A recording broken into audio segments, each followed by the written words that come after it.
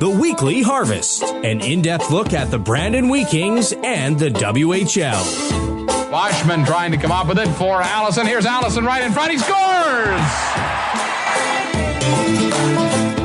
Brandon Junior hockey fans, you've waited 2 decades for this.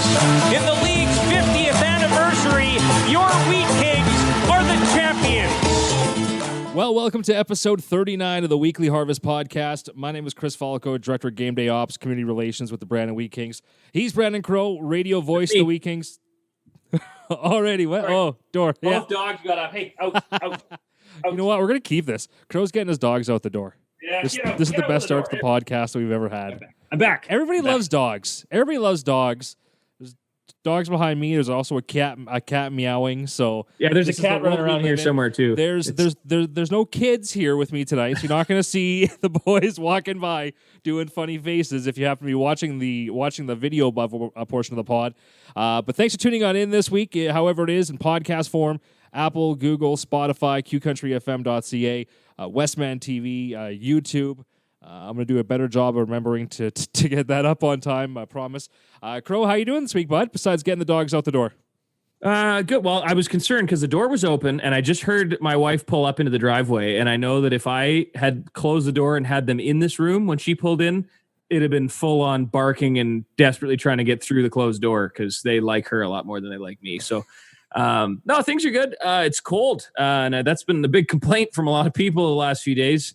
I've been fortunate enough to be working outside in this temperature, and it's not great, but I got a tip of the cap to everybody working outside, whether it be oil or gas or wherever, construction, anything. Guys working outside, that's quite the undertaking right now. We've had it real easy so far compared to most other winters. Temperatures have been super mild. We haven't had a whole lot of snow. It's been really easy to get to and from work, and the guys working outside, up until this point. But yeah, it's a little bit of a tough go. At the same time, even though the weather kind of dipped, people are a little more optimistic to get out with a little bit of the reopening happening in the province. So it was nice to obviously see that in portions. Some of the things on social media, some of those lines, you're like, what is really going on? Well, what I don't understand is I saw the picture of the IKEA in Winnipeg, and it was lined up around the block. And I thought that the outdoor gatherings are supposed to be limited to like 5 people, and you look outside of a store and you got family members from everybody, barely maybe 6 feet apart, but probably not. What do you need at IKEA? That is so important that you'll wait outside in a cold Manitoba winter for it. Like, not only that, but you have to go in, buy it, and then you have to take it home and build it. Like, what are you doing? Going and wait? I wouldn't wait outside of an IKEA, not in a pandemic, let alone in the middle of a global pandemic. I don't get it. Some of the clothing stores I can understand because it's been so long without clothes. Right. And me with boys, honestly, they go through pairs of pants, and I have to go buy them some more pants here very, very shortly. That's one of those things that you might want to stand in line for. But you're right, for the most part, not so much. I know I did not spend my weekend in any lines. Even with it being cold, was a true Manitoban. Didn't go ice fishing, but we did go. We went sledding. We went skating at the Oval in an extreme cold warning. Super quick story, cute story. 5-year-old. We're out there going to skate. And so I told the boys they get to pick what we want to do on Saturday. So Jude picked sledding, and then Briar picked skating. But he wanted to go to the Oval. He wanted to have the lights on. So we get out there. It's freezing cold. The sun's down. There's no warming shacks to tie our skates. So we get out of the truck. Already just the walk to the bench. It's frigid. Sit down, get these skates, go to put on his first skate, and he looks at me, and in all sincerity, a 5-year-old, the most adult thing he's ever said to me, he just goes, "Dad, I made a huge mistake." And I just lost it. I just started laughing. I was like, "Oh," I figured I knew what he meant, but I had to ask him. I was like, "What do you mean?" And he goes, "This is too cold." So we did like 3 laps, and we're like, "Okay, it's time for hot chocolate," and we were out of there. But yikes! It was still good just to get out and do the 3 laps and just say that we did. However, people spent their weekends though. I'm glad. It's weird still having weekends off when you work in hockey for so long. I'm sure you can attest to this, that normally when you're looking at the calendar in the winter, like I've never had this much time to go ice fishing. Like I've we talk about that every week now and all these outdoor things. Never had the time to do all this. I'm kind of looking forward to when that changes, and instead of spending outside, we can spend at least a few hours in the rink again. Yeah, I feel like, normally during a season, the important days of the week for me are like Thursday through Sunday. Like Thursday's like, have to go to practice that day. We shoot the crow's nest, me and Perry, that's kind of the kickoff of the weekend. You really get a feel for it. And then bang, Friday, Saturday, Sunday, you're busy.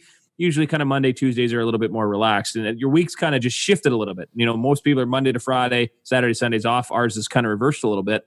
It's to the point now where I don't even know what day of the week it is. Honestly, the other day, somebody asked me out at work, they're like, "Hey, it's Wednesday, right?"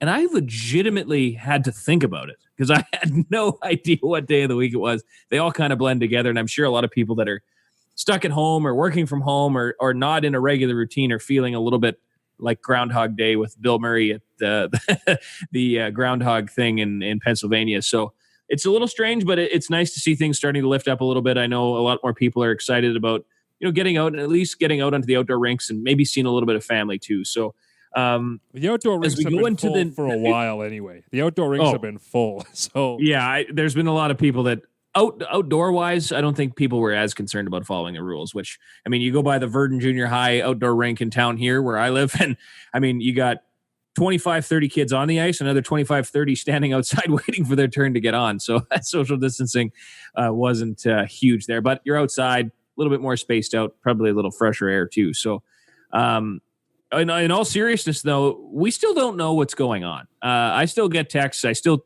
talk to people on a regular basis. Hey, when are we playing? What's going on? When are we back on the ice? There really hasn't been any updates. There's been some rumors and some different we can some talk gossip about Brandon minor hockey as well. At least they've released some kind of details. So, as a hockey parent, I got an email last week asking. There's a quick little survey. It basically came down just to two questions. The question was, if hockey was to come back, would you want to take part or would you want a refund? And then there was a refund question. That was basically it. They're just saying, if it is to come back, do you want a refund or would you want to keep playing? If you get a refund, your child's removed for the rest of the year from the roster. Then they released the details of what the fee return would be. That's maybe a discussion for a whole other podcast or some online forums about how some people feel about how the breakdown is going to take place with that. But they are kind of at least prepping for that scenario. But at the same time, keeping that hopeful optimism, who would want to continue? And if we do, what kind of season would that look like? Because they know that even if they did, there's a number of people at this point that might just not want to put their kids back into sports. But I think the overwhelming majority is going to be that they want to continue. But I haven't seen the results yet. I wonder. I really do. I wonder what it's going to be. And I wonder if Hockey Brandon's going to release that or if we're going to have to wait until hockey resumes to really see how many kids are back.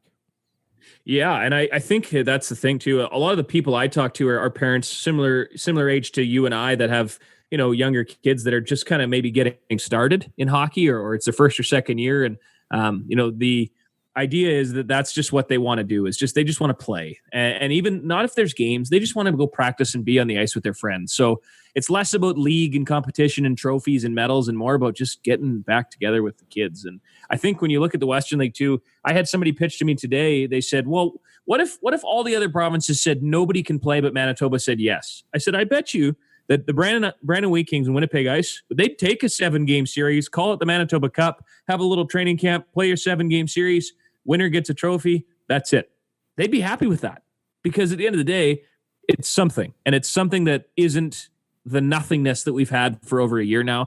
I'm not saying that that's even a remote possibility. That's just a complete shot in the dark, but it's something. And one of the great websites that I use in my prep is the Dub Network. It's a great site. A group of basically volunteers get together. They do podcasts, articles, prospects reports, lists. It's a great place to go for WHL fans. And they posed a great article this week. Adam Kurzenblatt. I'm sorry if I got that wrong, Adam, but his article is called "Is a Bubble the WHL's Best Option?" And it goes into a long, in-depth report of how a bubble could look in the Western Hockey League and some of the challenges that it may face. So if you have a chance, go to the Dub Network, look that up, and give it a read. To see that, did he kind of say where he thought Well, the there's bubbles different options. or how that would work. Yeah, he was talking about all that. So yeah, it's Yeah, more of he his said- speculation of how it should work. It's kind of from his perspective how it would work best. And now, obviously, this is just one man's opinion, but he said, well, you could break it up into a Western Conference bubble and an Eastern Conference bubble, or you have divisional bubbles as well. I mean, that's probably realistic. So you'd have Brandon, Winnipeg move over into Saskatchewan, but he's talked about some arenas. Regina has the Brandt Center and the Cooperators, which 5 practice rinks and 1 main Western League rink, which would be perfect. But they don't have a hotel right handy, which then breaks up your bubble. Moose Jaw, they have the main rink and a couple of smaller rinks, but again, no hotel close. The best option right now, in his opinion, and in my opinion, and in a couple other people I've talked to, would be the Keystone Center. For the simple fact, you've got the hotel and the rinks and the restaurant all under one roof. So from a security perspective and an actual bubble perspective, it would be the safest option. But we don't even know if a bubble is on the table. I've heard that it could be the last resort if it means they have to play, but it's kind of cool just to read through his pros and cons of a bubble and get a feel for, hey, this could work, but here's some of the challenges they face. So that's at the dubnetwork.ca. Adam Kurzenblatt, a great piece from earlier this week. So give it a read, and it might open your eyes a little bit to a potential option to return to play. And I can't imagine, again, like I do work for the team, so I got to make that clear, but I'm not a part of those conversations with the league. I can't imagine the logistics of a bubble with high school age kids and the way all of this really does play in the billet families but I mean, again, the league has said that this is a weird year and they're going to do whatever they can to try to get this 24 games in. So it'll be very interesting to see how it goes. I do know that from like the team perspective, I'm planning on us having 12 games in the Keystone Center. What the league said, and then we're going to have 12 away games that we're going to try to do just an amazing job at, the same kind of job as a home game, because the fact that, there's probably not going to be fans in any of these buildings, as we know, for these games as well. So it's going to be like the same experience as a home game and an away game, really. So, what we're going to be doing from the social media standpoint and following. So fully anticipating that hopefully we can get our games in, but again, until we can hear back from all the government sources. But the weeks are starting to turn on here. We're running out of time, realistically. It's just, there's going to be a date soon that they're going to say this is the start date, and if that isn't hit, then we're talking about some extreme measures to try and figure something else in.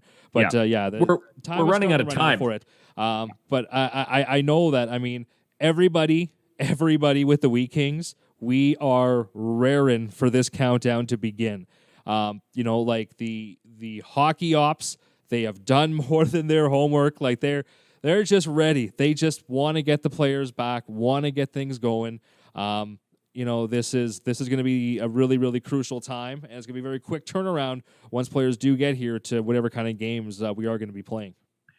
And interesting to note today that was maybe a bit of sign of positivity. There were a couple of trades today, which seems odd because a couple of the trades included 20-year-olds, which in turn, this would be their last kick at the cat. So Edmonton trading Wyatt McLeod, he's a 20-year-old defenseman. They send him to Saskatoon for a conditional pick, and then the Edmonton Oil Kings back at it again, swapping with Seattle. A couple of other guys moving. Vladimir Alistrov, the high-scoring Belarusian forward, is off to Seattle in exchange for Simon Kubicek. So a couple of imports getting swapped. So people were all over that today saying, oh, man, that must mean that the teams are preparing to come back. Read into it whatever you like. But at the end of the day, teams still have to manage their rosters in some way, shape, or form. So as we look, that's really interesting because we're not the only WHL podcast who's talked about. I wonder if the league is going to do something special with the limits for this year, being the situation, being the fact that a lot of imports just aren't going to be able to get over to the country. So does that mean you can have an extra overager, or you allow that one 21-year-old spot or whatever's going to. But by the sounds of it, teams just gearing for what's going to be a normal roster sort of season. So. Yeah, teams got to be prepared, got to be ready. Once everybody hits training camp and gets to their respective cities, it's going to be a matter of days before things get really going. I'm still on the Dustin Forbes train. He mentioned on, I believe it was episode 37 of our podcast, that he said, I'm not going to believe it until the puck hits the ice for game number 1. And I'm still in that boat a little bit. We've seen return to play plans in other leagues, and the MJHL started, and I was grateful to be able to do some public address announcing for the home games in Verdun here, just out of sheer convenience. And it was nice to get back in the rink. But then, of course, that came to an end in mid-November, and they still haven't started yet either. So we've kind of had the rug pulled out from us hockey-wise a couple of times. So I'm on the Forbesy train I won't believe it until I see it. So it's unfortunate that I have to feel so negative about it. Not negative, but just pessimistic. But just want to be cautious about it. I mean, there's a lot of decisions that have to go into it, and I'm glad I'm not in that room making those decisions. Well, one guy, along with the rest of the organization that's excited to get going and ready to get going, is Scott Hlady. He's our guest this week. He played for the Wheat Kings back in the early 90s. He had a pro baseball career and a pro hockey career, and now he's back with the organization, and he has done everything from relabeling buckets of storage, moving storage around, ordering new equipment, getting everything ready to go for these guys. He's itching to get going as well, and he's our guest this week on episode 39 of the Weekly Harvest. So enjoy this little sit down Falco and I did with the man they call Scooter here on episode 39 of the Weekly Harvest. Brought to you by Coors Light, the official beer of the Brandon Wheat Kings. You're right. Coors Light. Drink responsibly. Our guest this week is a longtime Brandon resident, a guy that's been known to be a multi-sport athlete, although he's retired now, but he still has a pretty busy role in the sports world as the Wheat Kings equipment manager. Scott Scooter Hlady joins us this week.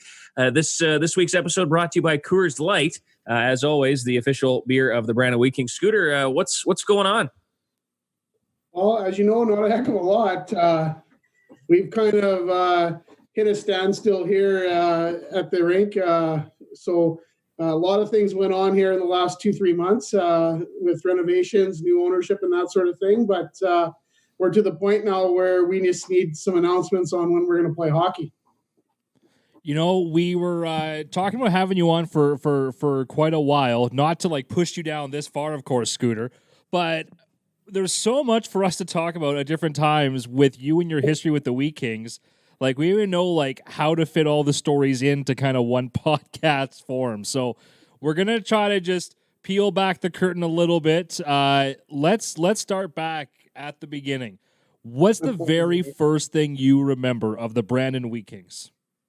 Well, it would be, I was 5 years old when my parents started to bill it. So we had a lot of players through the house. And I don't know if you guys know, my dad worked for Labatt. So our house was oftentimes the party house. And so there's lots of real good stories about players hanging around the Hlady house as I was a young guy. But, fond memories of billeting, the different guys we had, Kenny Schneider and his brother, Dean Kennedy.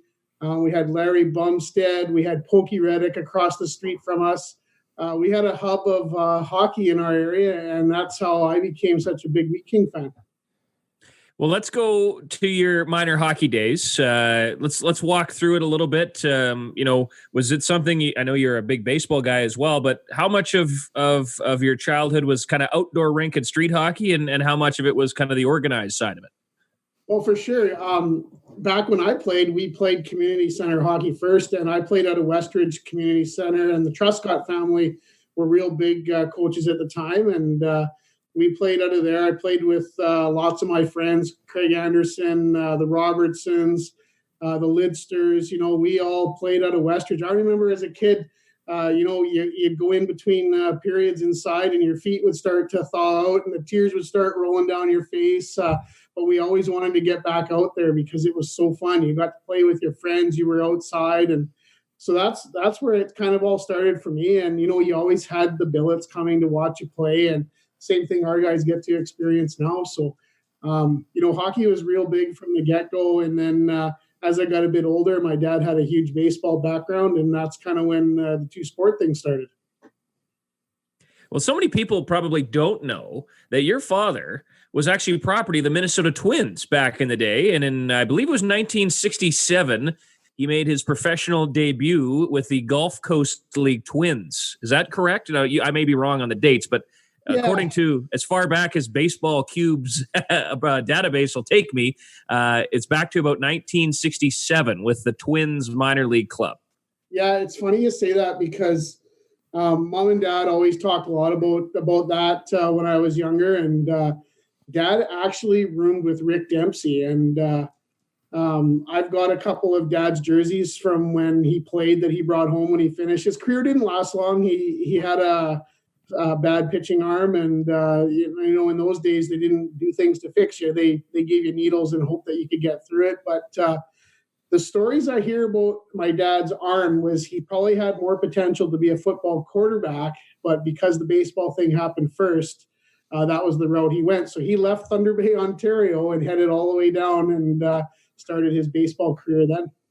Well, for those that don't know, 2 professional league starts on the hill, a professional ERA of 4.50. He only gave up 1 home run, walked 8, 6 strikeouts for Rick Hlady. And then he, at the dish too, he came up, he had 8 games where he was in the lineup. He only had 3 plate appearances, no hits, no walks, 2 strikeouts. So he was a much better pitcher than he was batter. But that led you into a career in baseball that spanned right through your junior hockey days and into a little minor pro ball for yourself as well. So how did you balance it, or was it easier back then? Is that kind of what every kid was doing? Yeah, I think being a 2-sport athlete when I was, of junior hockey age was probably a little bit more common than it is now. We didn't have the personal trainers. We didn't have the big gyms.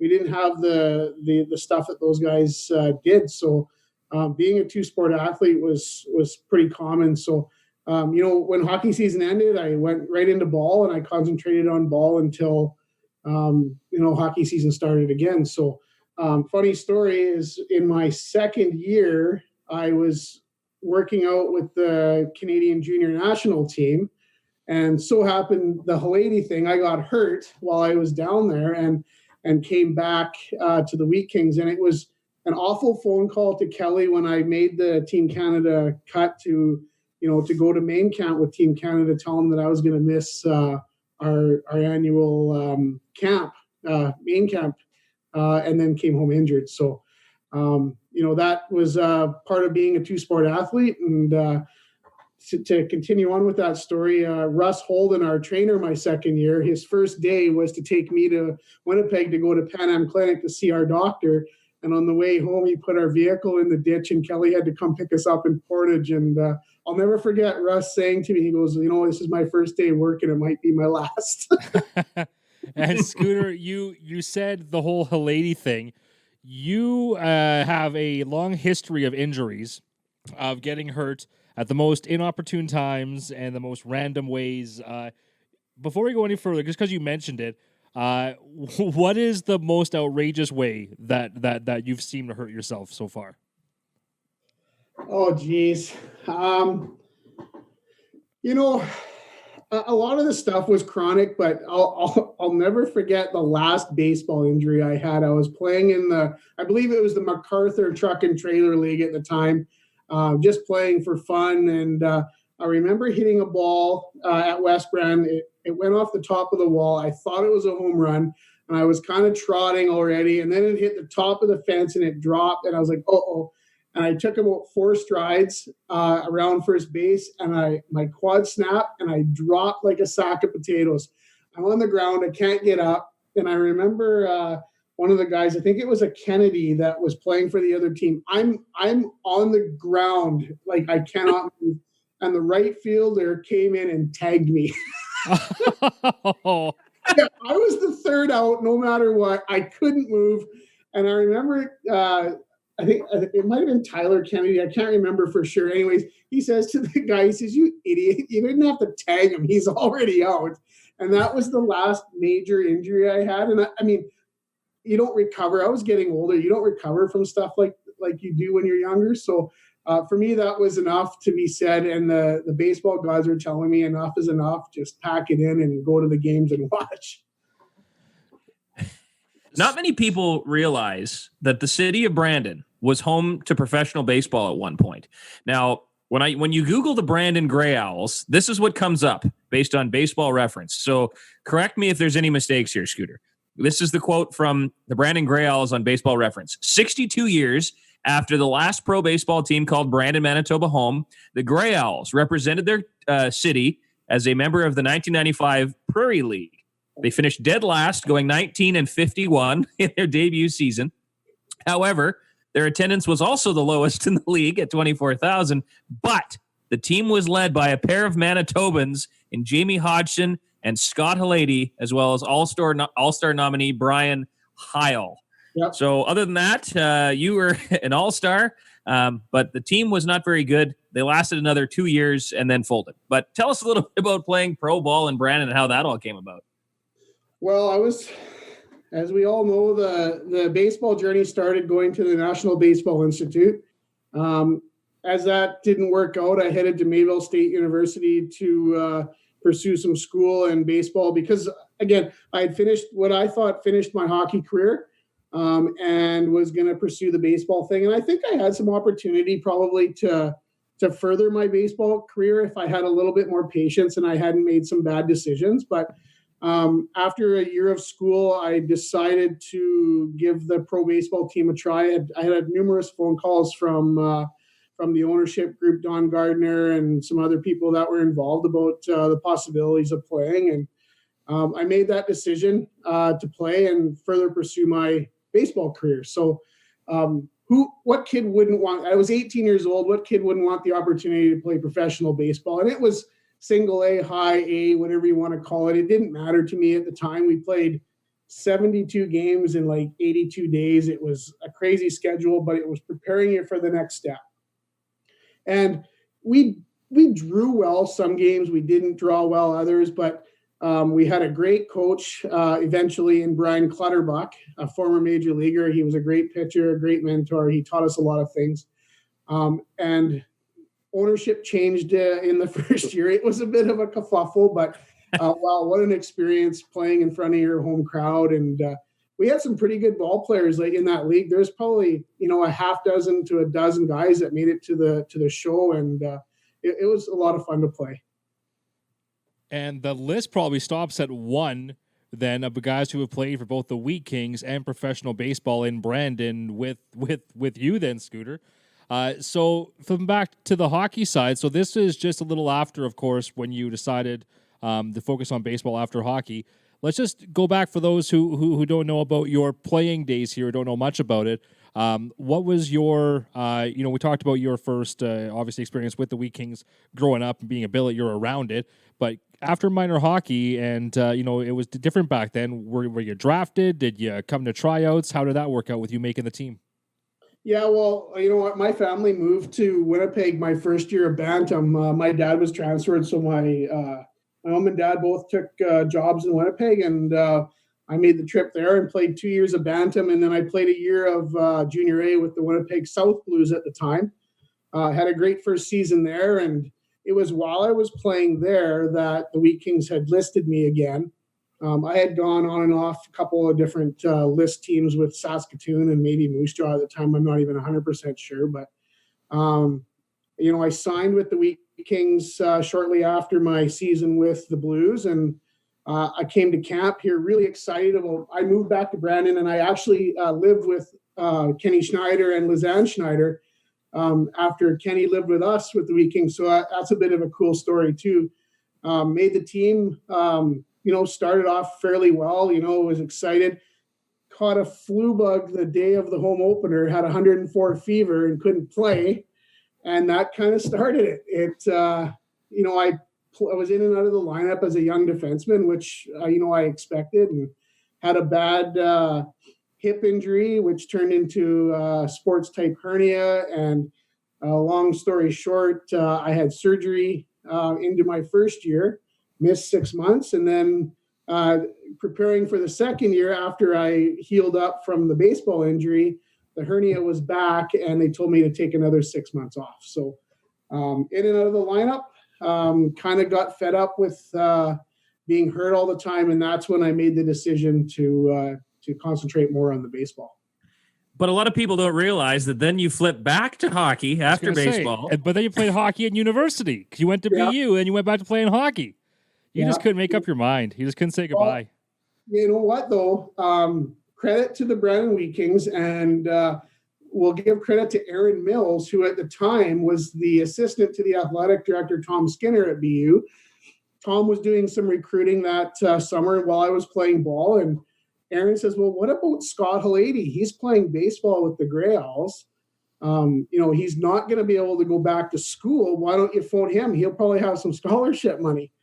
Long story short there is Tom gave me a shout and said, hey, did you want to come play with the Bobcats? And I was only I had just turned 20. So I still had another year of eligibility to play junior hockey if I wanted. And,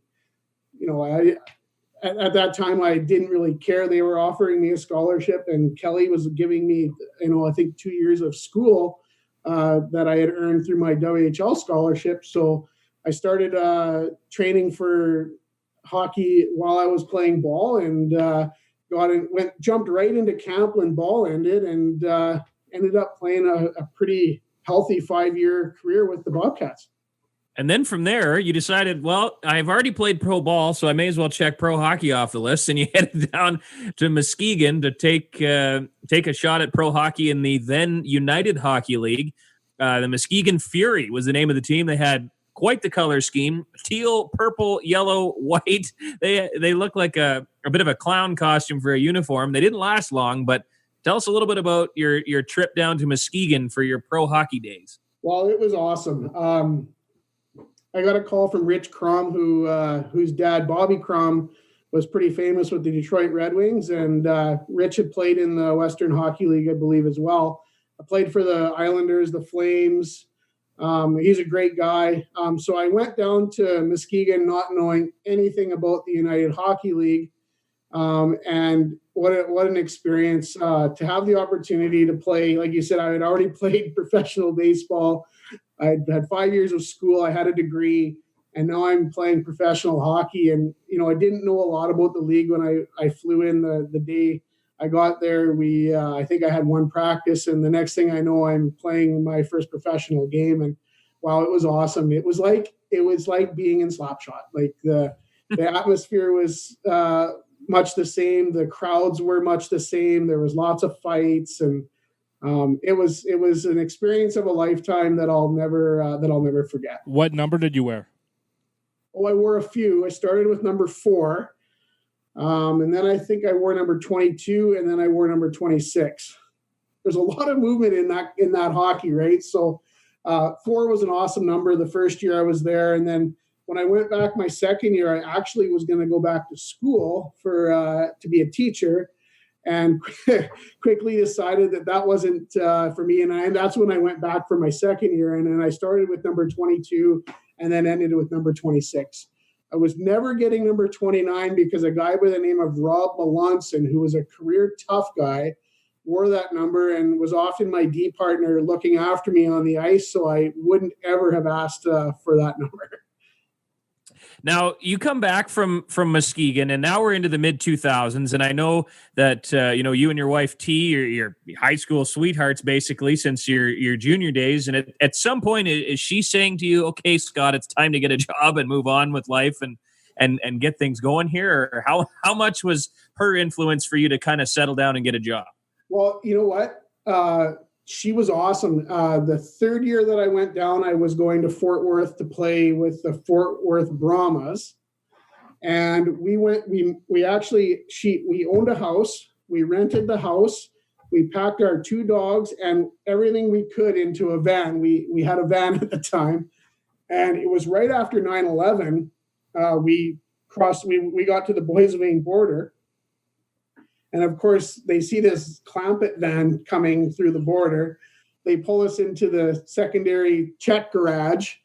And he says, is there anybody else with you? I kind of chuckled, and he says, what's so funny? I said, well, we've got 2 dogs in the back there in the luggage. Long story short, they opened the door. The dogs barked a little bit. He says, you're headed to Fort Worth. Have a good drive. Be safe. We got there, spent about a month in Fort Worth. It was beautiful. Had some contract issues and ended up having the opportunity to go back to the UHL and play for Flint, which was the heated rivalry with Muskegon. And on the way back, we're driving and we got to Omaha, Nebraska, and decided to spend the night there because we had driven enough. And as we got to Omaha, I said, let's sleep it. I don't know if I'm ready to do this to you. And she goes, well, what do you mean? I said, well, Flint is not the nicest city for anybody to live in. I don't know if I isn't. want to be there. So the funny thing is we're in the hotel, the dogs, we're all kind of just thinking, and we got into the van the next day, and I got on the highway, and we were to the point where I had to head, I guess it would be east to go to Flint. And I said, you know what? I'm done. I'm packing it in. So I phoned them in Flint, said, you know what? Thanks for the offer. I'm packing it in. She was just finishing her CGA at the time. And I knew that her career was going to be a heck of a lot more important than my hockey career. And, that was the best decision I ever made. We went home. She got back at Myers Norris Penny, and I collected unemployment for a little while. And while I did that, funny story, I taught myself how to sew because I was so bored. I headed to Fabricland. I bought a cheap sewing machine and a bunch of fabric, and I made Christmas presents until I found a job at MPI. That's fantastic. And now the amount of sewing that you do, as for people that don't know, like every little thing on the Wheat Kings, every stitch is now going through you. So you kind of said there, so you kind of leave hockey. You alluded that you went on to MPI, so you kind of left. You're doing some different things. How did it evolve that all of a sudden you were getting back into it on the equipment manager side of things, helping out on the Wheat King game days? Yeah, well, it took a while because in between all that, I was at MPI for 12 years before I left there, and in that stint, I headed up to the PAW for a year to further pursue my career with MPI and kind of move up the ladder. And I did some coaching at the bantam level and then the midget level as well. And then I took kind of a break away from coaching and was playing some senior hockey with the North Stars and the Allen Cup stuff, and got back into coaching again when Kenny Schneider went back. And you know what? Coaching just wasn't for me. I loved being involved, but my interests and I was better suited to be behind the scenes, helping with that kind of thing. And I just loved fixing equipment. I really became a really good sewer. I don't get me wrong. Nothing's ever that pretty when you're an equipment manager because you don't have time. But I sewed women's pajamas. Like I bet you I did like 10 pairs that first winter for Christmas presents. And that might seem funny to people, but that was kind of what taught me. You buy those paper patterns, and I had one of those, and that's what I did. They had elastics in them. I think even my wives had some frilly garbage on the bottom that I sewed on. Like, it's really weird, but that's how it all started. And then Brett Martin's a local guy that taught me how to use the industrial machines that we use. I bought my first industrial machine from him, and that's kind of where it all kind of worked out for me. But I guess the funny part about getting involved in the equipment side, so I was doing it with the midget team. I had actually done it for a little bit with the university team the year after I finished with them until I came back to Muskegon. So I was actually, doing it on the side, kind of fixing stuff for people that I knew. So I was always involved with it, but that was my true passion. And then that year I looked at Kenny Schneider when he was coaching, and I said, I don't want to coach. I just want to be your equipment manager. And he's like, oh, this is great. I want to keep you involved. And I started bugging Kelly after Ken told me that that's what I needed to do. So I started with Chewy, talked to Kelly, got involved behind the scenes with Grant Amen, who was the therapist at the time who couldn't sew, wasn't really,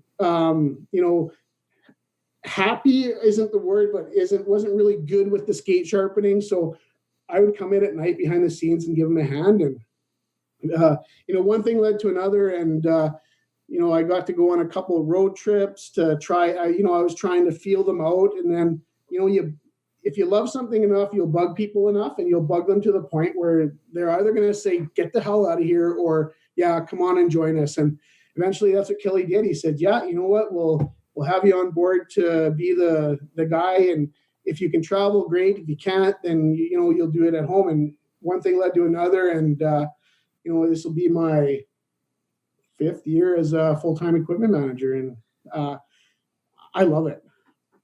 Well, that's the thing. Like, people don't understand, and I was guilty of it as well. I mean, I came from the junior A world where, I mean, as a staff member, I was helping these other volunteer equipment guys and trainers. Everybody's pitching in. You're all trying to do a little bit to make things work. Well, at the Western League level, it's a little bit different. It's obviously more professional, but there's just a lot more work that goes into it too, because there's so many different patches, there's different types of jerseys, different types of stocks, more equipment, more underwear, and that sort of thing. I don't think people realize what goes into your day. So, on a regular game day at home, kind of take us through the timeline of a regular home game day for you.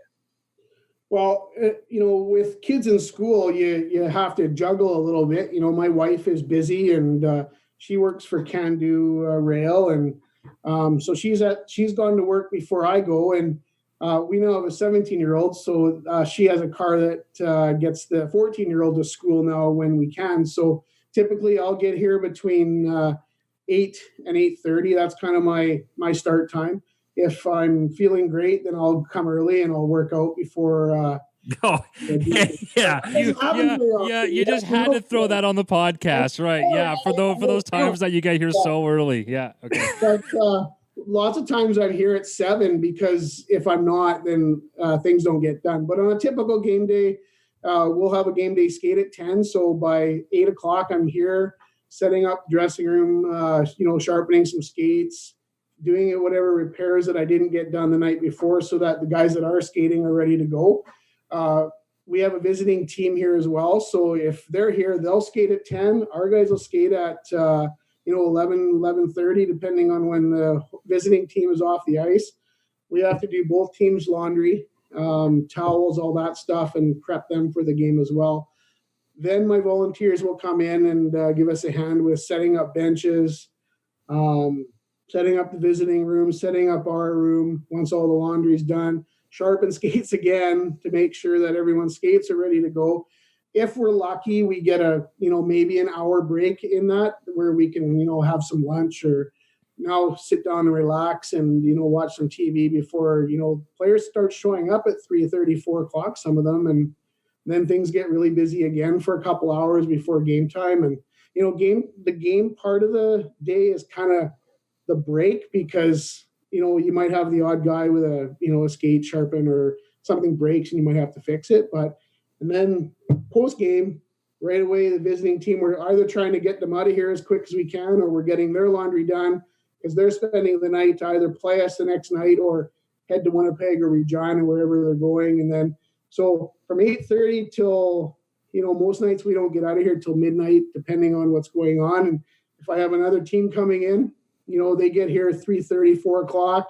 I'll come back to the rink, throw their laundry in, go home, sleep for a couple more hours, and then, if it's not a weekend, get the kids back to school and start all over again. Craziness. That's exactly. It's just one thing after another, but that's what a game day is, right? You just it is. You just kind of hold on and you just ride the roller coaster. And if there's weekends where you're right, like you got 2 different teams coming in, in a non-COVID year that would happen back-to-back nights. You're gonna have to turn that room around for the visitors literally after the game.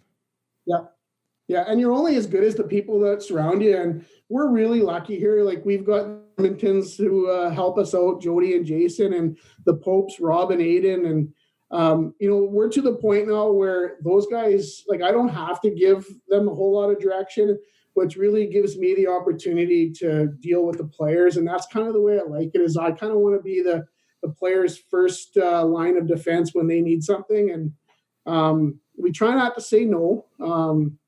Sometimes we have to, but the game has evolved so much, even from the time that I've been here, that it's sometimes really hard to deal with what you're dealing with. Well, here's something for you, Scooter. Just hang on a second. I got these gifted to me from my grandfather. Now, how hard would these be to sharpen? Those are Daewoo skates. Yeah, these are what year would you say these are, Scooter? Like mid-70s? Yeah, probably. And it's like a full chunk of steel here that I'm holding on and showing the camera for those of you that are just listening. Yeah, I was going to say, for those that are just listening, these skates, they look as if they're at least from the 70s, but that steel, it's not even as if the blade is attached to what would now be like that hard plastic. That's one solid piece of steel that's screwed to the bottom of basically a boot. Now, skates and equipment has changed a lot. What has been probably the most drastic change in terms of what you've had to deal with it, though, Scooter? I think it's the player. I really do. I mean, equipment is always going to change, and I think we can always expect that. But I look back from the times when we had billets to the times that I played, so call that a 15-year gap. From the time that I'm working now, there's basically another 15-year gap. The equipment is all the same. Yeah, it is better, but to me, it's the player, because I think the players have evolved into professionals at a younger age. Like, you've got 14, 15-year-old kids with agents who spend every hour in their day on hockey. That wasn't the case when I played. I mean, like I said, I was a two-sport athlete. So I think those kids know more than can ever be expected out of them. And that's what makes it so unique to deal with these situations, because they know exactly what they want. They have a profile on their skates. They know what lie, what mid flex, what grip, what size glove. Like, I can phone any one of the kids from our prospects up and ask them anything about their equipment, and they know it to a T. When I played, I remember as a kid, I was wearing gloves that my dad got from the Wheat Kings trainer, Zinger, that probably went halfway up my arm, but that's what we wore. Nowadays, like, it just doesn't happen. So the game has changed so much that the player is so on top of what they want and how they want it, that it probably makes our jobs a little bit easier, but a lot harder at times, because you can't always keep them happy with what you are able to give them. So we've heard about a lot of different player rituals over the years. There's one that I wanted to ask you about more than others, because it's actually come up twice now. Players who want to get their skate sharpened a lot, and the name Ivan Provorov. Is there anybody in your time here that has asked for their skates to be sharpened more often than Provorov? No, he was a unique animal.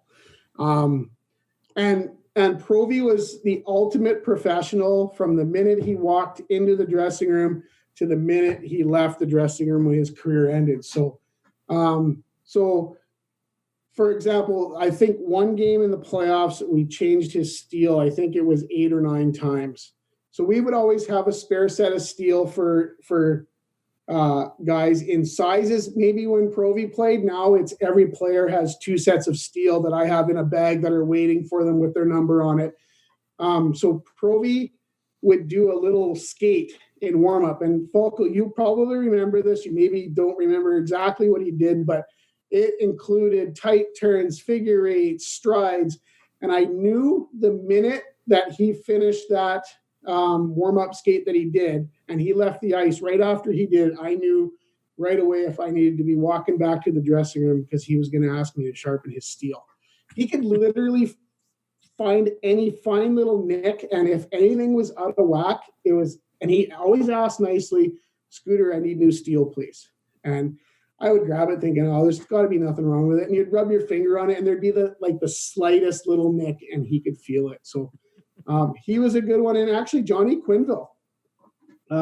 Johnny didn't like to have his steel honed after we sharpened it. Now there's a little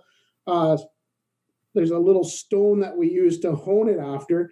And a couple times I forgot that he didn't want that done. And he would come up to me and say, "Hey, Scooter, did you hone my steel after you sharpened them today?" And I'd be like, "What do you mean?" "Well, like, did you rub the skate?" And I was like, "Oh, yeah, I did." He goes, "I can tell. Could you redo them for me?" So it's stuff like that where, like, when I played, like, and Rob Stouffer was our therapist and trainer with the Bobcats, like, I would go as long as I could without getting my skate sharpened. Like that's just the way we did things. But now, like, these guys, like I said, these guys are fine-tuned athletes that just they're very particular now. Scooter, I had two questions sent to me for, and I know the answer to one, and I remember explaining the answer on a broadcast, but I'll let you repeat this. The question is, how come the Wheat Kings bench, and this comes in from Dustin. He says, how come the Wheat King bench moved the spare sticks from the penalty box side to the other side where the coaches would walk into the bench? So if you're staring at the bench, the spare sticks moved from the far right all the way to the far left over the last year and a half. Why is that? Okay, so for me as the equipment guy, I want the sticks in the defensive zone for 2 periods. So the way we had it before was they were in the offensive zone for 2 periods. So in a tight game, your defenseman breaks his stick and you're in the defensive zone. I want to be able to get him a stick fast and for him to not have to go the longest distance. So we moved it there for ease of opportunity to get a guy a stick quicker. That's pretty observant for a fan to notice that, because that is. I mean, most fans wouldn't even begin to even think of the spare sticks. No. And I didn't even notice either. And I like equipment. I like paying attention to that. It took me until he mentioned it, back during the season that I was like, oh yeah, I guess Scooter did move them. So yeah, so that's a simple reason, but it might win a game for us in the long run. What was the second one? Question? Go ahead. Yeah, no. What was the second one? The second question, he tweeted at both of us, and this one I'm assuming was a bit of an inside tweet. From Craig Hodgson. Scooter, how big of a role did being a multi-sport athlete help you in achieving your sporting goals? Also, who was your favorite left-handed catching first baseman with the initials CH? Well, that's awesome. You know what? That's a pretty good question, though. I honestly think that kids should play as many sports as they can. I think for me, being a 2-sport athlete gave me the opportunity to develop in different ways and use different muscles. And I'll be honest, I was never a huge workout guy. Like, I didn't like going to the gym and pushing weight, but I liked being at the ballpark. Like, I would spend more time than anybody at the ballpark, just, taking ground balls, hitting balls off the tee, doing that kind of stuff. And in the winter, the same thing. Like, we lived across the street from West End Community Center, I was out there as much as I could. Just, I think being as good at as many sports as you can gives you the opportunity to develop muscles that you wouldn't normally use. Like, I think baseball players can play golf, and those 2 swings can develop things that will help you in both sports. Hockey players that play soccer, I mean, they're a similar game. The agility, the cardio that soccer provides would be great for a hockey player. The problem is nowadays with the kids being so sports specific and having all the trainers and everything, you might fall behind being a 2-sport athlete. But absolutely, I think being the 2-sport athlete in the years that I played really helped me excel at both levels. And Haji was my favorite first baseman to throw to. I don't want to dwell on when things go wrong, but things happen. You have a lot going on, a lot to pack on road trips. Sometimes things get forgotten, and it goes both ways. Has there been times where once you're on the road in the WHL and you can't just go back to your rink and get something? I'm sure times there's been, Scooter, that this has happened both to you and then it's happened to the opponents where you've had to try to help out. You're one of the only people that knows this story, so we're going to tell it. Okay, so this is why I asked for the podcast, buddy. This is one of those moments where, I was shitting my pants. So I'm particular about fixing things and making sure they're ready to go before we go on the road. And I'm going to put a little bit of the blame on Falco on this one, but it's not his fault. So we had fixed all the socks to go on a road trip to Saskatoon, Moose Jaw. I remember Chris phoned us last minute and said, hey, can you send so-and-so up? I need to do some photos or whatever it was. It might have been an on-ice shoot or something. He needed to get something. Well, the color we were wearing to go on the road was the same color that Chris needed. So I said, yeah, no problem. I got everything ready to go. We took the sock. I had them pre-packed. I took them out and gave Chris the stuff. He gave it back to me. I packed them back into the road bag that we put the socks in. And I don't know. I don't think, Crowy, did we get to Elkhorn yet? We might have ate and left Elkhorn, and a heat wave hit my body, and I was like, oh my God, I think I forgot to pack You were laying down and you shot up like a rock. And I was like, you were like, what? And I was like, nothing. I got on the phone really quick. I phoned Jody, and Jody says, no, we packed them. I was like, yeah, but something happened and I had to take them out. So he gets there. He goes, yeah, Scooter, the socks are here. And I think Grant was our GM at the time. He had left Brandon already. So it didn't work out that we could get socks. So I quickly phoned the guys in Saskatoon from the Blades. And it was Chad Scarf was their equipment guy at the time. He goes, well, I have a pair of white socks that have blue and yellow. I said, perfect. And then I was like, no, it's not going to work. Anyways, I don't know what happened, but we got to Saskatoon and we were just going to wear these off-colored socks. And the thing that scared me the most was Kelly, because Kelly doesn't handle those situations well. So we didn't tell him. And actually, Dave Anning at the time, Dave really doesn't handle this stuff well. He handled it fairly well because I said, don't worry, I've got it figured out. He goes, okay, whatever. You're not going to figure this out.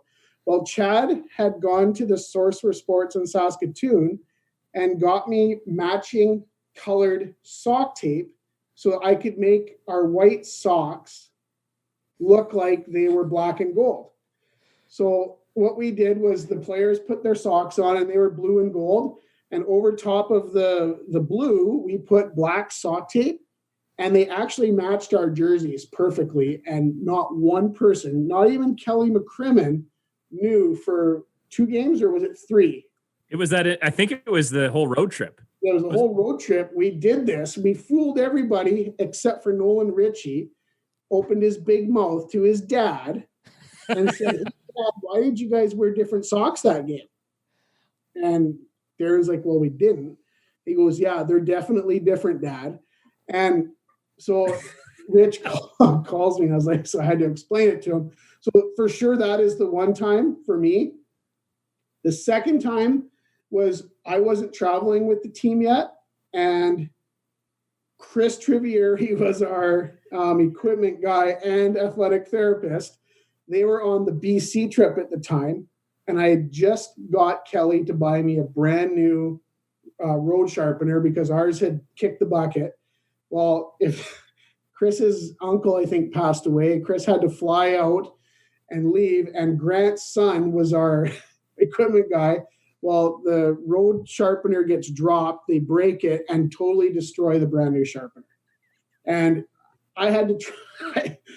We spent weeks trying. These guys used the sharpener for the 2 weeks they were on the road trip. And like, I don't know how any of them stood up for the whole trip because the skate sharpener was so messed up. And you know what? We didn't have to tell Kelly. We were able to fix it.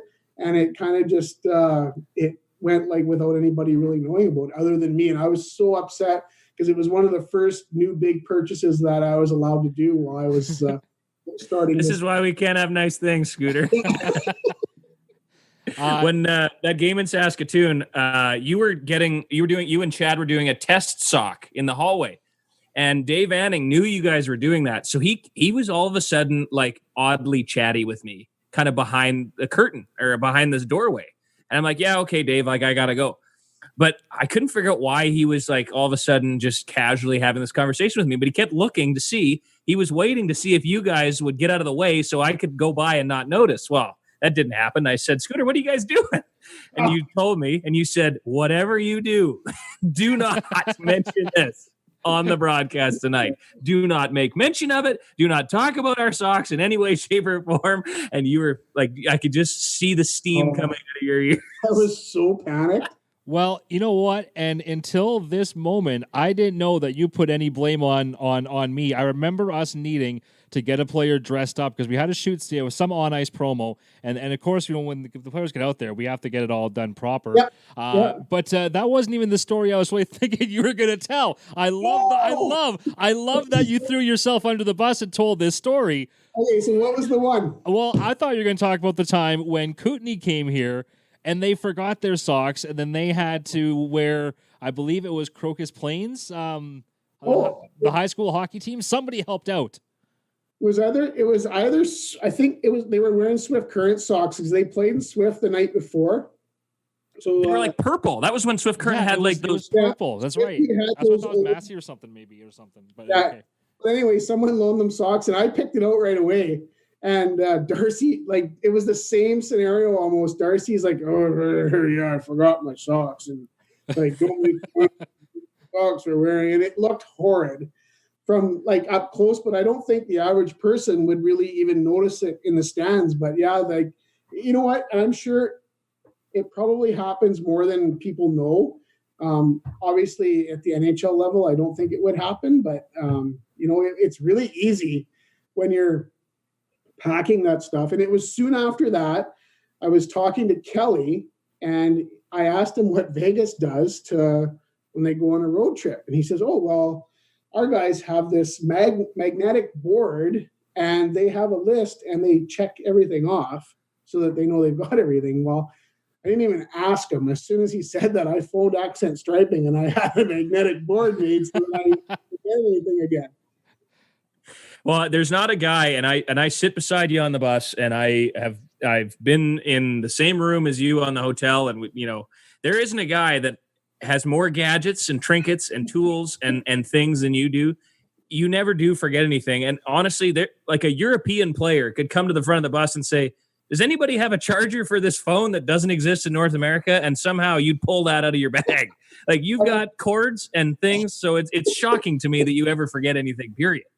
Well, we try not to, but the amount of baggage that you lug onto the bus. No, that's not true. I don't lug a lot of baggage on the bus. Now, I don't know if you guys saw the tweet, and I'm gonna bring this up because this is probably the funniest thing that I deal with year after year. Is there is not a person in any hockey organization other than the athletic therapist that carries more bags that have absolutely no purpose for anything on the bus, but they're on the bus taking up space. Croy, you have to agree with me. Yeah, and you know what? You and I kind of started full time at the same time, right? That was the transition, right? Yeah. So you started traveling the same time I came into the organization. And of course, we had Chris Trivieri for a couple of years, then RJ, Roman Cashy, who one is Chris has obviously done great things in the OHL. He saved that young goaltender's life 2 years ago with his quick thinking. And then RJ, of course, he was part of Michael Furlan's rehab group in the American League to get him back into the NHL, and he's doing good things in pro. But now, of course, we've got Will. But you're right. I don't know what it is. 100% chance, by the way, that RJ's listeing to this week. 100%. Oh, for sure he is. And he knows exactly he's got this on his TV for sure. But these guys, I swear to God, they take 25 minutes to get off. We've traveled all night, and everybody just wants to go to bed. And Crow's sitting there every time waiting for the therapist to get off the bus. Well, he hardly fits the width of the bus for the bags and everything that he's carrying with him. He doesn't ask anyone to carry anything for him ever. They all want to carry it on there. It's hilarious. It's the funniest thing to watch.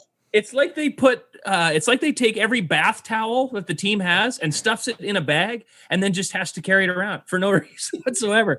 And I said to RJ on one road trip, I said, what is in that? And he said, "You know what? I'm not even sure."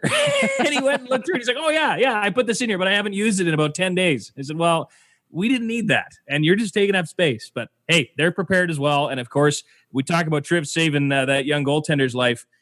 He also did a real life-saving job on Garrett Sandberg as well on the bus when he had his incident as well. So we make fun of them, but they are important. So here's, for those of you who can see this, Scooter's showing a tweet of an athletic therapist just loading up with bags that are just unnecessary. There must be 15 bags, always.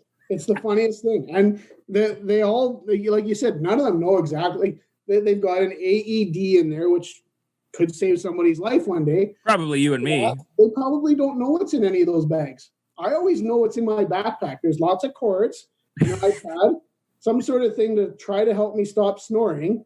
Doesn't work. A couple of drinks, right? That's all the guy needs. Who's the worst snorer on the bus? Is it Scooter? Oh, okay. It's you can't even like take a wild animal and put it on the bus because that's what it sounds like a wild boar. It's awful. Awful. I wake myself up. I go. It's like watching a movie where someone's snoring. That's me for sure. See, Dave Anning was used to it, so it was no big deal for him. But I remember the first road trip that Dave Lowry was on the bus, and Scooter, and we joked with him, and we bugged Scooter, and Dave's like, whatever. Like I've played and I've been around. The guys snore, and I remember we just rolled out of Elkhorn after a turkey dinner, and Scooter piled down into his little nest. And we weren't even at Mooseman yet. And he is roaring like unbelievable. And Dave literally had his glasses on and his headphones on. And just slowly, he took both headphones out, pulled the glasses down, and turned around like, what in the hell is that racket? It was absolutely priceless. Speaking of snoring, Scooter, before we let you go, we always like to do a little rapid fire segment with our guests. Of course, this week's episode, as always, brought to you by Coors Light, the official beer of the Brandon Wheat Kings. But on that theme, when you get a night off, what's your go-to dinner cocktail? Oh, it's got to be Pink Whitney now. Oh yeah, that's the win drink. You got to have one of those when you're on a roll. Yeah. Oh, that's pretty. What do you mix it with? Well, you and I mixed it with a little bit of everything. Yeah, like anything, like whatever is available. I like it. All right, Scooter, what's your favorite rink to go to travel to? Well, it's tough not to say Everett.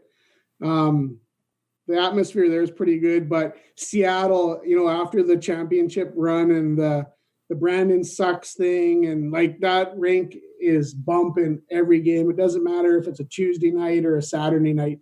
The atmosphere and the fans are awesome. You keep a lot of cool tidbits and trinkets from different players, and players bring you back stuff from training camps and things like that. What's your coolest piece of memorabilia? Like if someone said, Scooter, you got to leave the rink in 15 seconds, what's the thing you're grabbing? Oh boy. Yeah, look around because you're surrounded by it. Well, you know what? It's probably your door, right? Is it your new door? No, it's not my door. I actually have a piece of it's like a board that I took from the Memorial Cup when we were in Red Deer, and all the players signed it. Just something that from a championship. We may never get there again. I mean, I hope we will, and I think we're gonna have the opportunity, but.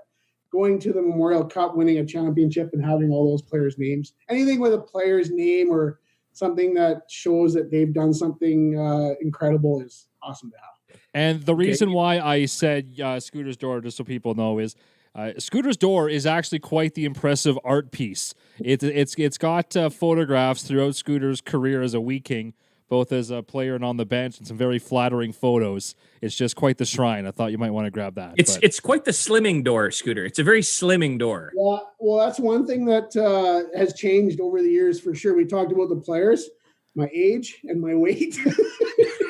Well, all the graphics for this podcast, we made you look good. So yeah, oh my gosh, that must have been a coaching picture from Midget when I first finished playing. I think it said 2007. When I found that picture, I had a couple. We pictures. used a 13-year-old photo for a guy that works downstairs from me. We could literally have just been like, Scooter, come up. I got to take a photo for you for the pod. But no, we can use that one from 07. My hair was black. It wasn't highlighted gray. It's awesome. See, here's the thing, and Chris knows this, and Scooter does as well. I'm busy trying to work a different job right now. And Tammy, our graphics girl, was like, hey, I need a picture of Scooter. I'm getting this done tonight. And I panicked. And I had asked Scooter's daughter for a bunch of photos of him for my Halloween costume. So I went through Instagram and all the pictures she sent me of him, and they were all too small. So I Googled Scott Hlady, and there was a picture of him and his wife dancing at somebody else's wedding. And I sent that off and said, you can crop T out of this and just put Scooter in it. And it just looked awful. And so I said, well, how about this one? She said, perfect. And I'll send it out. And I didn't even think anything of it. And then when I looked at it, I was like, yeah, Yeah, that looks like Scooter's son. A couple more before we let you go. This question actually came in from a fella that you know quite well, Dan Block. He's kind of your go-to assistant equipment manager when we're in Alberta. And he says, can you ask Scooter if he ever found his suit jacket? Oh, the jacket. So Dan wants to know if you ever found your suit jacket. So you better tell some of the fans. I mean, you can keep it PG, but what happened to this suit jacket, Scooter? We don't know, I don't think, for real, do we, Scooter? Don't know. It was one of the weirdest things ever. It was, I probably shouldn't be telling this story, but it was Memorial Cup, and I think I had one suit at the time, and we had to wear a suit to the Memorial Cup dinner. And it might have been that night or another night. We had gone to the pavilion in Red Deer. Falco, you were there a couple times with us, and I can't believe that we're able to tell these even the story. Well, you can give it a the little bit, yeah. The long and short of it is, I had to work the next day, so I left earlier than everybody else did. And like Croy, like when I say I'm going to sleep, I go to sleep. Instant. So I went into my room. I went to sleep, and I woke up the next morning. My roommate, Josh Gunther, was in bed, and I got up early to go eat and get to the rink. Well, someone had fumbled through our bathroom, and my suit jacket and my suit pants were gone. I'm like, okay, like who's messing around? So I got up, I went for a walk. I ate and went for a walk. Well, as I was walking, I found my pants. They were ripped to shreds. It had the rink keys from the night before, from me locking up, in my pocket still. So I got the keys back, but I never did find my suit jacket. Now, was this too much Pink Whitney? I know Pink Whitney didn't exist then, but was there a little too many Coors Lights that night? I had some Coors Lights, and it was harmless. I just had to hydrate. And it's a harmless thing. You know what? Guys lose suits. It wouldn't have fit me now anyway. And it's not as if Scooter was blackout or something. He just went back to his hotel room, and in the morning, but we were driving around on the bus, and all the team, we're going for with that Chinese restaurant, and everybody's looking out both sides trying to find some homeless guy wearing Scooter's suit coat. We're all looking at me like, hey, we're going to find somebody who was rifling through who's wearing his coat. And no, it never was found. Dan, for bringing that up. Yeah. Awesome. Yeah. Well, thanks, Dan. He's he's one of our most loyal listeners, and we love Dan Block. We've talked about him a few times on this show. Yeah. Scooter, this was fantastic. We're glad that we could do this. I know it's a lot of people have sent in, well, we want to hear from this player or that player. And actually, I've had a few people say, well, we want to know what goes on behind the scenes. We like that sort of thing. So we're just here to please the people. And we hope when I can look at the stats later that this is one of our more listened to episodes, Scooter. I'm sure it will be. Well, and before we wrap up, I mean, there's a couple of things that, I mean, even like while I was talking about you coming on the podcast during my radio shows, before we even, did this interview, I was like, things we're going to talk about. We haven't even covered that yet, so I want to quickly bring this up. Like the amount of charity work that you've been a part of with Bird Cup over the years. I mean, I know a lot of people, a lot of connections there. And of course, we'd be remiss in the last couple of weeks if we didn't talk quickly here about how Xander Skates came about. Right, that's on my list. Story. I mean, it was insane how much that took off, right? But we've been talking here already for close to an hour with Scooter, and we haven't even talked about those two things. So quickly, Scooter, let's talk about Bird Cup, but then I want to talk about Xander Skates. Sure. Well, Bird Cup was just a thing that we started one year. Well, it was quite a few years ago now, just trying to get some buddies together. It started with 27 guys playing golf, heading back to my house. And the last year we did it at my house, we had 102 people in my garage, in my backyard. And Chewy and my wife, disagreed on how we should keep doing things. Chewy liked having it at the house because we could get out of hand and no one really knew about it. But the powers above, being my wife, said, like, you guys got to move on. Well, get out of my house. It became a big thing, and we're pretty proud of it. We've passed it on now to. You guys made it legitimate, right? Like, yeah, we did. I mean, it was always fun, but it was legit. Like, we were raising the last 2-3 years $50,000 a year to go to local charities, and it was our opportunity to give back. Chewy and I always wanted to do that, and then passing it on to Tyler, he's changed it a little bit, and they're doing great things, and they're raising a lot of money for for BU, which is close to my heart as well. So, and then now even like with Xander, to talk about that a bit, and Chad had approached me one day about making skates for Xander for Christmas, and I was like, oh, like, what do you think? And he says, well, I can't buy Bob skates for adult. And I didn't realize Xander's feet were as big as they are. And so Chad brought a pair of boots over one day, and I threw a couple ideas at him, and I had some old steel that we weren't using anymore. And we had Dave at Morningside weld them together. And the long and short of it was we turned a pair of Walmart boots into a pair of skates. And he's gone from a young guy that couldn't skate or stand up on ice to now he's taking slap shots with his brother, which is a dream come true for him. So, you know, it's those things and those opportunities that we get for being involved with the Wheat Kings or sports that will last a lifetime. So we're Chad and I are working on some other things now with that and trying to maybe make it go a little bit further. But charity is close to my heart, and I think I'd like to do some things within the Wheat Kings organization to help out organizations to create opportunities for guys like Xander to play hockey, because there's nothing in Brandon right now that gives those people an opportunity to play hockey, and they should have the same opportunities that we've all had. So. Well, that's a perfect note to end on, Scooter. And Falco, I'm glad you mentioned the Xander thing and the Burt Cup. Both were on my list, but I just didn't get to them. So great job on everything, Scooter. I know that you've been busy all summer, and now it's kind of just sitting, hurry up and wait, kind of like the rest of us. All three of us are all sitting in the same boat right now, and none of us have a paddle. So you can only put so many initial decals on equipment and customize things for players for so long, before it's just time to get some actual hockey going. Yeah, like just have a guy here and maybe to say no or get out of my room, or just to see another face. Like we see the same faces day in and day out, and I've never been so excited to see 16 to 20-year-old kids that always make the hair on my back stand up. But I love being with those guys. They make me feel younger every day. So it's going to be awesome when we get back together. Well, a big thanks to Scooter for coming on the podcast this week. The man of many nicknames. Big Bear, Scootsy. I've heard. Scoots, Scootsy. As we heard, who was it in the Christmas video? Somebody had a stick, and all they wanted, Ben McCartney kept breaking a stick, and all they wanted was a stick from Scooter. And somebody on the bench goes, "Come on, Scoots, give him a stick."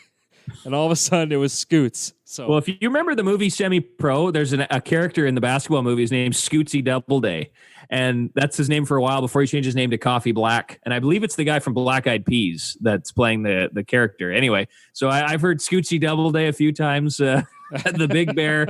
He's got all sorts of nicknames, but he is a real character, as you heard in that interview. So thanks for joining us. Big thanks to Scott for coming on the podcast there this week.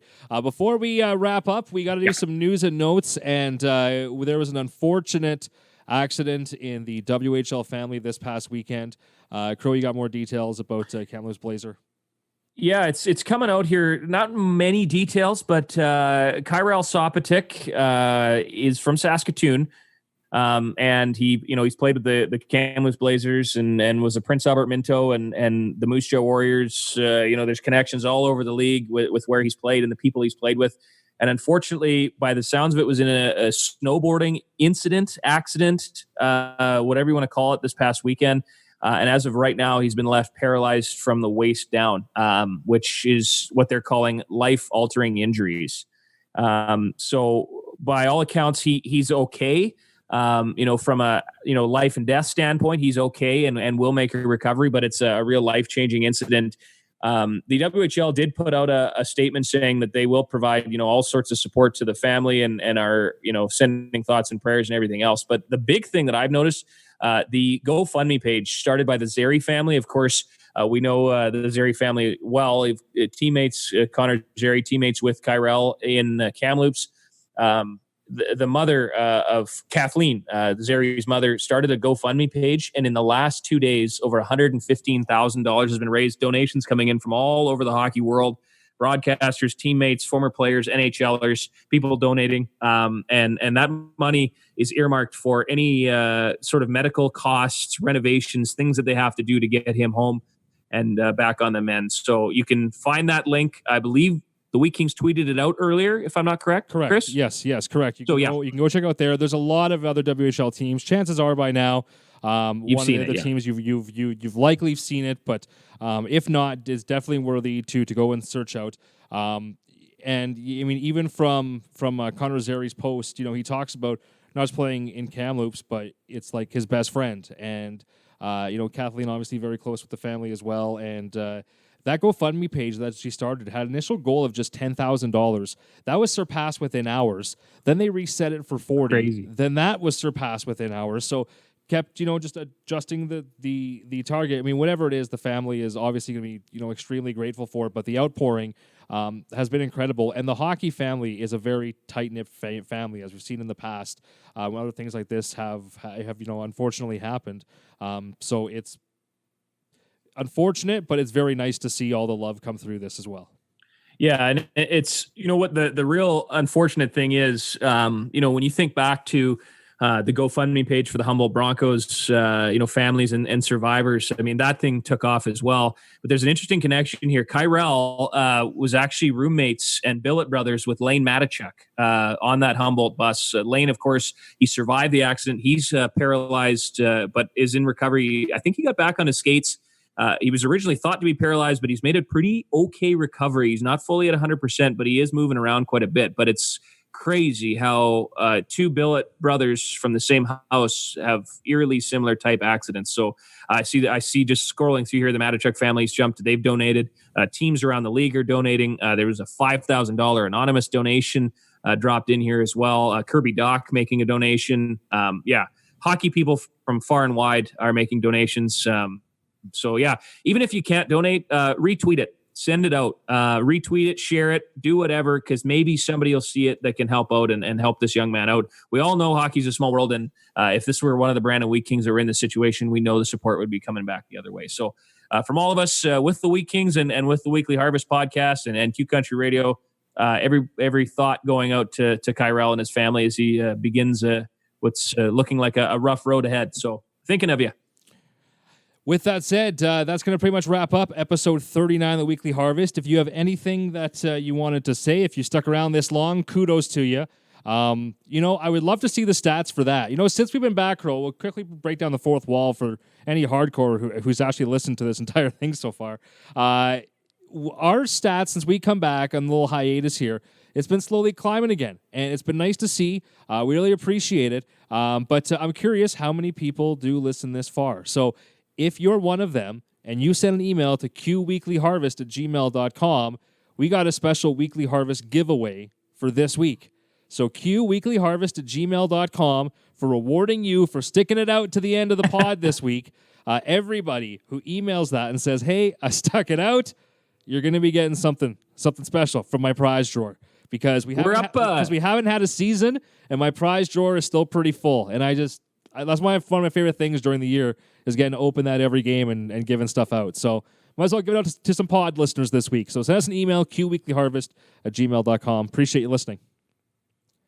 Crow, final thoughts? Here, I was just going to follow up on the stats. You want a prize? Since we've come back? You want a prize? I would like a prize, okay. But I mean, it's tough to get anything. I'm going to give you an autograph photo. of myself. It's an autograph photo of me. Of you and Millie.